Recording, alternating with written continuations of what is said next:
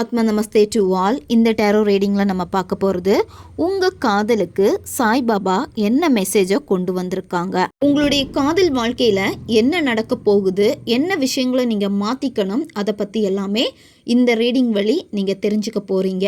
இந்த card energy கூட connect ஆகுறதுக்காக ஓம் சாய்ராம் கமெண்டில் டைப் பண்ணுங்கள். இந்த கார்டு எனர்ஜி கூட கனெக்ட் ஆயிருவீங்க. நம்ம சேனலுக்கு நீங்கள் இதான் ஃபஸ்ட் டைம் வரீங்கன்னா மறக்காமல் சப்ஸ்கிரைப் பண்ணிக்கோங்க. பக்கத்தில் இருக்கக்கூடிய பெல் பட்டனையும் கிளிக் பண்ணிக்கோங்க.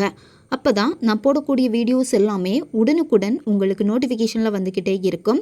உங்களுக்கு எங்கிட்ட பர்சனலாக கிளாஸஸ் எடுத்துக்கணும் அல்லது உங்களுக்கு பர்சனல் டேரோ கார்டு ரீடிங் தேவைப்பட்டுச்சுன்னா இன்ஸ்டா அல்லது மெயிலில் வந்து காண்டாக்ட் பண்ணுங்கள். டீட்டெயில்ஸ் எல்லாமே உங்களுக்கு வீடியோ ஸ்க்ரீன்லேயே வந்திருக்கும், செக் பண்ணிக்கோங்க. இப்போது இந்த ரீடிங்கில் நம்ம போகலாம். உங்கள் காதலுக்கு சாய்பாபா கொடுத்துருக்கக்கூடிய மெசேஜ் என்னன்னு பார்க்குறப்ப, உங்கள் வாழ்க்கையில் ஒரு மிகப்பெரிய மாற்றம் வந்து ஏற்பட போகுது. ரொம்ப சந்தோஷத்தை வந்து நீங்கள் பார்க்க போகிறீங்க. உங்களுடைய ஆசைகள் எல்லாமே வந்து நிறைவேற போகுது. உங்களுடைய வாழ்க்கையில் நீங்கள் என்ன ரொம்ப ரொம்ப முக்கியம்னு நினச்சிங்களோ அதுக்கு உங்களுக்கு ஒரு ஊக்கம் தேவை அப்படின்னு சொல்கிறாங்க. அதாவது உங்களுடைய உணர்வுகளை வந்து நீங்கள் ரொம்ப நல்லா வந்து வெளிப்படுத்தணும். எப்போ உங்களுடைய உண்மையான உணர்வுகள் இதயத்தில் இருந்து வெளிப்படுதோ, அதாவது உங்களுடைய ஆசைகள் எல்லாமே உங்களுடைய இதயத்தில் இருந்து வெளிப்படணும். இதயத்தில் இருந்து வெளிப்படுறது அப்படின்னா உணர்வுகள் மூலமாக வெளிப்படணும். அப்போது உங்களுக்கு இன்னும் ஒரு உற்சாகம் வந்து உங்களுக்கு கிடைக்கும். அது மட்டும் இல்லாமல் இந்த ரிலேஷன்ஷிப்பில் வந்து அதிகமான மகிழ்ச்சியும் வந்து கிடைக்கும். அதனால் எப்போவுமே உங்களுடைய ஆசைகளை எல்லாத்தையுமே வந்து உணர்வுகளாக நீங்கள் வெளிப்படுத்துங்க. இந்த பிரபஞ்சத்துக்கு கூட உணர்வுகள் தான் ரொம்ப ரொம்ப முக்கியம். உங்களுடைய லாங்குவேஜ் வந்து முக்கியமே கிடையாது. உங்களுடைய சந்தோஷத்தை நீங்கள் பார்க்கணும் அப்படின்னா உணர்வு பூர்வமாக அதை நீங்கள் வெளிப்படுத்தணும். உங்கள் வாழ்க்கையில் உண்மையான சந்தோஷத்தை நீங்கள் பார்க்கணுன்னு ஆசைப்பட்றீங்க அப்படின்னா உங்களுக்கு பிடிச்ச விஷயங்களை வந்து நீங்கள் செய்யணும். எப்போ உங்களுக்கு பிடிச்ச விஷயங்களில் வந்து நீங்கள் மனசார செய்கிறீங்களோ அப்போ தான் உண்மையான சந்தோஷம் வந்து உங்ககிட்ட இருந்து வெளிப்படும். உங்களுடைய சொந்த ஆசைகளை நீங்கள் தான் வளர்த்துக்கணும். அதாவது இந்த பிரபஞ்சம் உங்களுக்கு என்ன அறிவுறுத்துகிறாங்க அப்படின்னா, எப்போவுமே உங்களுடைய சுய அன்பில் வந்து அதிக கவனம் நீங்கள் செலுத்துங்க. உங்களுடைய சொந்த விருப்பங்கள், அதாவது உங்களுக்கு என்ன பிடிக்குமோ உங்களுடைய ஃபேஷனை வந்து நீங்கள் பண்ணுங்க. அதில் வந்து உங்களுக்கு ஒரு சந்தோஷம் கிடைக்கும். அப்போது நீங்கள் வந்து ஒரு காந்தமாக மாறிடுவீங்க. காந்தமாக மாறினீங்க அப்படின்னா நீங்கள் ஒரு கவர்ச்சியான ஒரு பர்சனாக வந்து மற்றவங்களுக்கு வந்து நீங்கள் தெரிவிங்க. இதனால் இப்போ உங்கள் ரிலேஷன்ஷிப்பு வந்து உடஞ்சி போயிருக்கு அப்படின்னா அது எல்லாமே வந்து சரியாகும். அதுக்கு நம்பிக்கை தேவை. உங்களுக்குள்ளாடி இருக்கக்கூடிய அந்த சுய அன்பில் வந்து அதிக கவனம் வந்து நீங்கள் செலுத்தணும். ஒரு உறவு உங்களை நெருங்கி வரணும் அப்படின்னா நீங்கள் இப்போ தனிமையில் இருக்கீங்கன்னு சொல்லிட்டு ஃபீல் பண்ணவே வேண்டாம். உங்களை நீங்கள் உற்சாகமாக பார்த்துக்கொள்ளுங்க. அதுதான் உங்களுக்கான முதற்படி. உங்களுடைய ரிலேஷன்ஷிப்பு வந்து வரும் அப்படின்னு நீங்கள் காத்திருக்கவே கூடாது. அதாவது காத்திருக்கக்கூடாது அப்படின்னு எதுக்காக சொல்கிறாங்க அப்படின்னா, நீங்கள் தைரியமாக இருக்கணும். உங்களுடைய முதல் அடியை வந்து நீங்கள் எடுத்து வைக்கணும். உங்களுடைய முதல் அடி எப்படி இருக்கணும் அப்படின்னா, அதாவது உங்களுடைய முதல் ஸ்டெப்பு வந்து சுய அன்பில் வந்து நீங்கள் கவனம் செலுத்தணும். எப்போவுமே வந்து உங்களுடைய சிந்தனைகள் எல்லாமே எப்படி இருக்கணும் அப்படின்னா, உங்கள் பர்சனை பற்றி நினைக்கிறப்ப ரொம்ப பாசமாக நீங்கள் அவங்கள வந்து நினைக்கணும். இதுதான் நீங்கள் செய்ய வேண்டிய முதற்கட்டம். உங்களுக்கு ஒரு விஷயம் வேணும்னு நீங்கள் ஆசைப்படுறீங்க. அந்த ஆசை நிறைவேறணும் அப்படின்னா சொந்த அதிர்வுகளை வந்து நீங்கள் வெளியிடணும். அதிர்வுகள் அப்படின்னா பிரபஞ்சத்துக்கு வந்து மொழிகள் முக்கியம் கிடையாது. உங்களுடைய உணர்வு நிலைகள், நீங்கள் என்ன நினைக்கிறீங்களோ அதே மாதிரி நீங்கள் வாழ்கிறீங்க அப்படின்னு உணர்வு பூர்வமாக அதை நீங்கள் வெளியே விடுங்க. சரியா?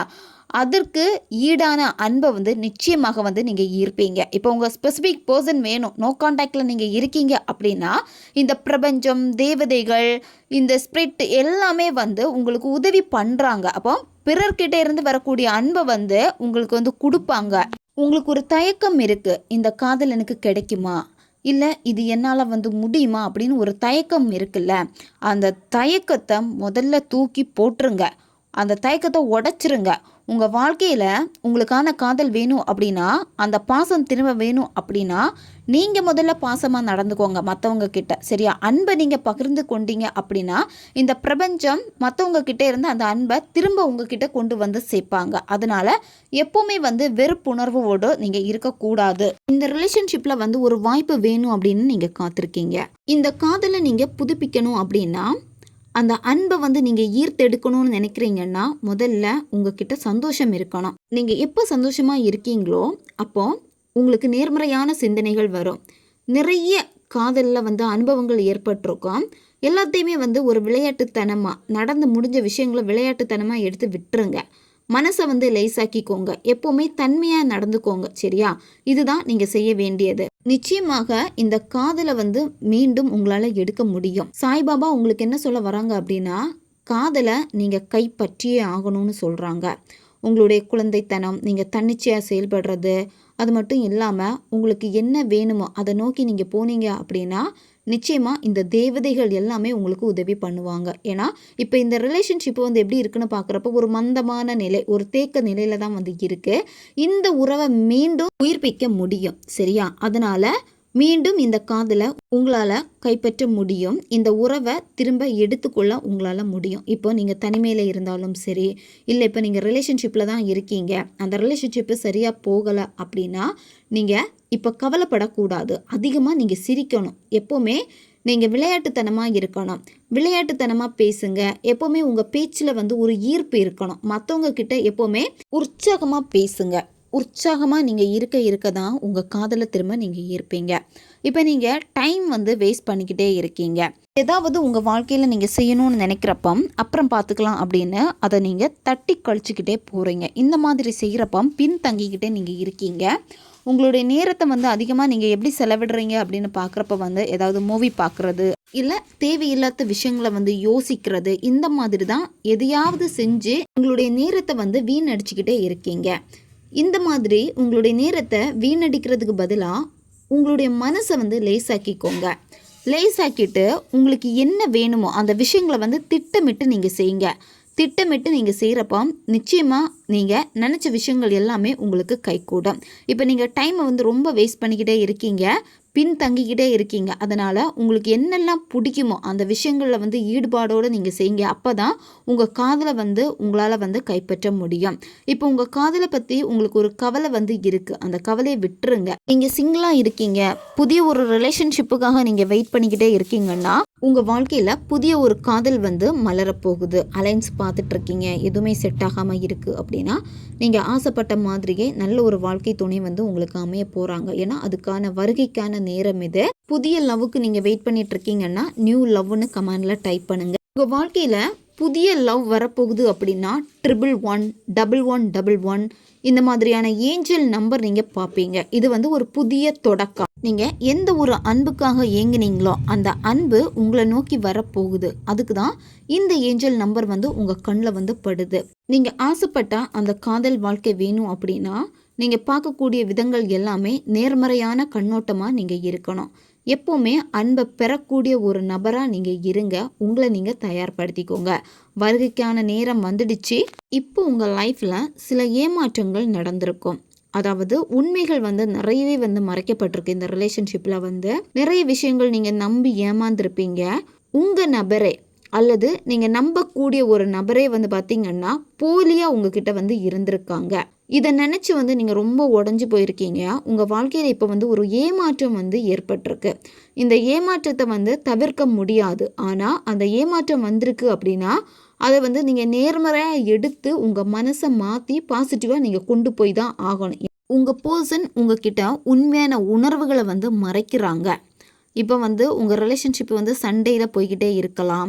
இப்போ நீங்கள் வந்து உங்களுடைய ஃபீலிங்ஸை வந்து வெளிப்படுத்த முடியாமல் நீங்கள் இருக்கலாம். இந்த மாதிரியான ஒரு சிச்சுவேஷன் வந்து இங்கே இருக்குது. ஏன்னா இந்த காதலில் வந்து பார்த்திங்கன்னா உண்மையான உணர்வுகளை வந்து உங்களாலேயும் சொல்ல முடியலை. உண்மையை சொல்ல முடியாமல் நீங்களும் ஒரு சில நேரத்தில் வந்து பொய் சொல்லியிருக்கீங்க. இப்போ இந்த ரிலேஷன்ஷிப்பில் வந்து பார்க்குறப்ப வந்து 2 பேருக்கு இடையிலையும் வந்து ஒரு ஏமாற்றம் வந்து ஏற்பட்டிருக்கு. உன் வாழ்க்கையை வந்து நீ சரி பண்ணிக்கோ. உன் வாழ்க்கையில் நீ தப்பு பண்ணியிருக்கன்னா அந்த தப்பை வந்து நீ திருத்து. ஒன்றை நீ ஆராய்ச்சி பாரு. உண்மையாக நீ வந்து இரு. சில விஷயங்கள் வந்து உன் வாழ்க்கையில் நடக்குது அப்படின்னா உண்மையாக உனக்கு வந்து ஒத்து போகுதா? எப்போவுமே நீங்கள் பயந்துக்கிட்டே இருக்கீங்க. பயந்துக்கிட்டே இருக்கிறனால தான் எதையுமே யதார்த்தமாக உங்களால் பார்க்க முடியலை.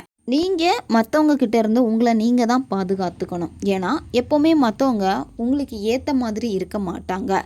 உங்களுடைய ஆற்றல் மாதிரி அவங்களுடைய ஆற்றலும் வந்து ஒத்து போகாது. அதாவது வைப்ரேஷன் எனர்ஜி எதுவுமே வந்து ஒத்து போகாது. பொறாம குணம் இருக்கும். அது மட்டும் இல்லாமல் உங்ககிட்ட பிஹேவ் பண்ணுறக்கூடிய விதங்கள் எல்லாமே வேறு மாதிரி இருக்கும். அதனால் எப்போவுமே சின்ன எச்சரிக்கையாக நீங்கள் இருக்கணும் உங்களை சுற்றி இருக்கவங்கக்கிட்ட. உங்களுடைய காதல் வாழ்க்கையில் கடந்த காலத்தில் ஏற்பட்ட சில உணர்வுகள் எல்லாமே வந்து பயங்கரமான ஒரு காயத்தை வந்து ஏற்படுத்தியிருக்கு. நீங்கள் நினச்சி பார்க்காத முடியாத மாதிரி நடந்திருக்கு. இன்னுமே வந்து பார்த்திங்கன்னா மனசில் இருக்குது. குடும்ப பிரச்சனைகள், அது மட்டும் இல்லாமல் பேரண்ட்ஸ் எதிர்ப்பு, இதெல்லாமே நடந்திருக்கு. இப்போது உங்களுடைய இந்த காதல் வந்து திரும்ப வேணும்னு நீங்கள் நினைக்கிறீங்க, ஆனால் முன்னேற முடியாமல் இருக்குது. அதனால் உங்கள் காதலில் தொல்லை கொடுத்த நபர்களை எல்லாருமே நீங்கள் மன்னிச்சு விட்டுருங்க. எப்போ நீங்கள் வந்து முழுமையாக மன்னிக்கிறீங்களோ அப்போ தான் வந்து இந்த காயத்தில் இருந்து வெளிப்பட்டு உங்களுடைய காதலை திரும்ப உங்களால் எடுக்க முடியும். ஏன்னா இந்த ரிலேஷன்ஷிப்பில் வந்து திரும்ப ரீயூனியன் ஆகிறதுக்கான வாய்ப்பு வந்து இருக்குது. அப்போது அதுக்கு நீங்கள் ஹீல் ஆகணும். உங்களுடைய பேரண்ட்ஸை வந்து நீங்கள் மன்னிச்சுக்கோங்க. உங்கள் காதலுக்கு யார் வந்து எதிராக இருந்தாங்களோ அவங்கள மன்னிச்சு விட்டுருங்க. உங்கள் வாழ்க்கையில் உங்களை விட்டு பிரிஞ்சு போன ஒரு நபர் உங்கள் வாழ்க்கையில் திரும்ப வந்து சேர போகிறாங்க. அதுக்கு தான் ஃபஸ்ட்டு வந்து உங்களை வந்து ஹீலாக சொன்னது. ஏன்னா நீங்கள் ஹீல் ஆகிட்டீங்க அப்படின்னா இந்த ரிலேஷன்ஷிப்பில் வந்து ரீகன்சிலேஷன் வந்து உங்களுக்கு இருக்குது. விட்டு போன நபர்கள், உறவுகள் இப்போ உங்களை பற்றி ஒரு நபர் நினச்சிக்கிட்டே இருக்காங்க. நீங்கள் சந்தித்த ஒரு நபர் தான், உங்களுடைய கடந்த கால வாழ்க்கையில் நீங்கள் சந்தித்த ஒரு நபர் தான் இப்போது உங்களை வந்து நினச்சிக்கிட்டே இருக்காங்க. நிச்சயமாக அவங்க வந்து திரும்ப வருவாங்க, சரியா? ஏன்னா நீங்கள் யாருக்கு உங்களுடைய தாட் வரணும்னு நினச்சிங்களோ அந்த நபருக்கு உங்களுடைய தாட் வருது. கூடிய சீக்கிரமாகவே உங்ககிட்ட வருவாங்க. இந்த கார்டில் செக் பண்ணுறப்பவே தெரியுது, புதிய தொடக்கத்துக்கு இந்த பிரபஞ்சமே உங்களுக்கு அனுமதி தந்துட்டாங்க. ஓகே காய்ஸ், இதுதான் இந்த ரீடிங். இது ஒரு ஜென்ரல் ரீடிங் தான். பொருந்தக்கூடிய விஷயங்களை மட்டும் எடுத்துக்கோங்க, மற்றதை விட்டுருங்க. உங்களுக்கு பர்சனல் டேரோ கார்ட் ரீடிங் தேவைப்பட்டுச்சுன்னா இன்ஸ்டா அல்லது மெயிலில் வந்து காண்டாக்ட் பண்ணுங்கள். அடுத்த ஒரு வீடியோ பதிவில் சந்திக்கலாம். நன்றி.